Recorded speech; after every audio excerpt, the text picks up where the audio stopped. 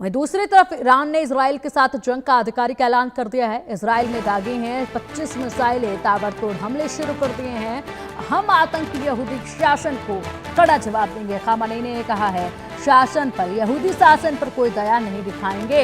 Iran ने Israel के खिलाफ जंग का आधिकारिक ऐलान कर दिया है। ईरानी supreme leader Ayatollah Ali Khamenei ने बुधवार को इसे लेकर सोशल मीडिया प्लेटफॉर्म एक्स पर लिखा कि जंग शुरू होती है, हम आतंकी यहूदी शासन को कड़ा जवाब देंगे, उन पर कोई दया नहीं दिखाएंगे। इस ऐलान के बाद ईरान ने इजराइल पर 25 मिसाइलें दागी।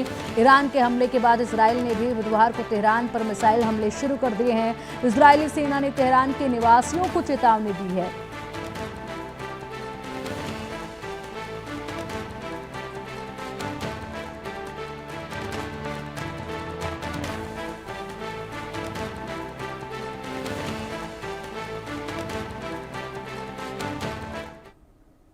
और वहीं क्या मिडल ईस्ट में आज कुछ बड़ा होने वाला है? क्या ईरान के लिए आज कयामत की रात होगी? क्या ईरान पर आज सबसे बड़ा हमला होगा? क्या ईरान पर अब अमेरिकी बम बरसेगा? ये सवाल तब खड़े हो रहे हैं जब अमेरिकी राष्ट्रपति ट्रंप G7 समिट के बीच में ही छोड़कर अमेरिका रवाना हो गए। अमेरिका वापसी की वजह उन्होंने मिडल ईस्ट में संघर्ष को बताया है। देखिए ये रिपोर्ट और विस्तार से जानिए।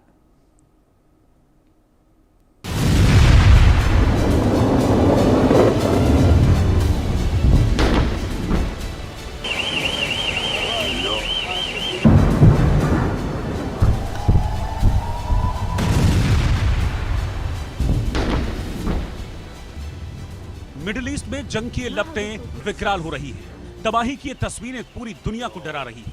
थर्ड वर्ल्ड वॉर का सायरन बजा रही है। ईरान के शहरों पर बारूद की बरसात हो रही है। 5 दिन से विनाश की तस्वीरें दिखाई दे रही हैं और आज तो ईरान के लिए कयामत की रात होने वाली है।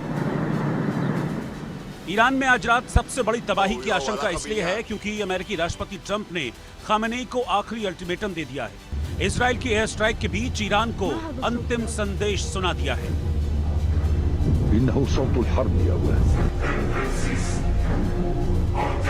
I've spoken to everybody. What will you say? Israel is doing very well, as you probably noticed, and I gave Iran 60 days, and they said no.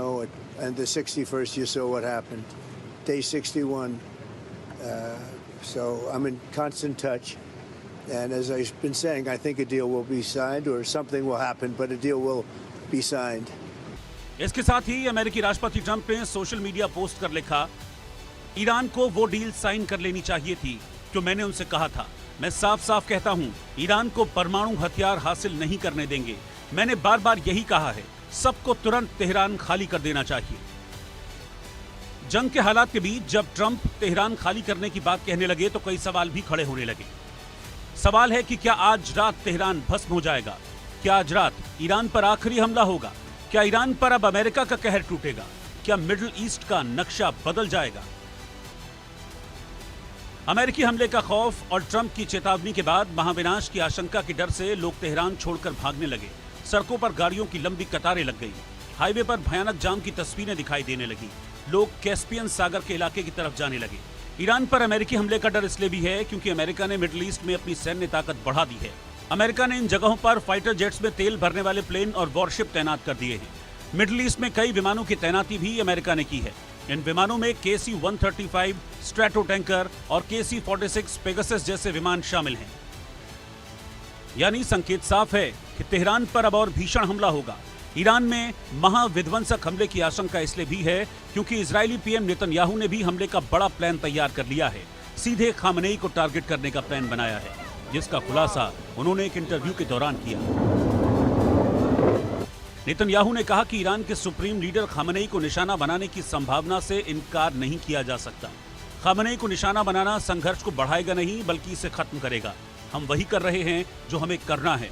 मैं डिटेल में नहीं जाऊंगा, लेकिन इतना जरूर कहूंगा कि वो असल में हिटलर की न्यूक्लियर टीम है। और यही वजह है कि खामेनी की टीम को खत्म करने के लिए नेतन्याहू ने पूरी ताकत झोंक दी है। नेतन्याहू की फौज ने ईरान में एक बार फिर सैन्य ठिकानों को टारगेट किया।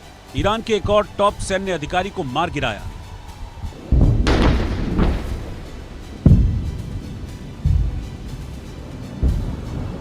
इजराइल के हवाई हमले में ईरान के टॉप सैन्य अधिकारी मेजर जनरल अली शादमानी की मौत हो गई।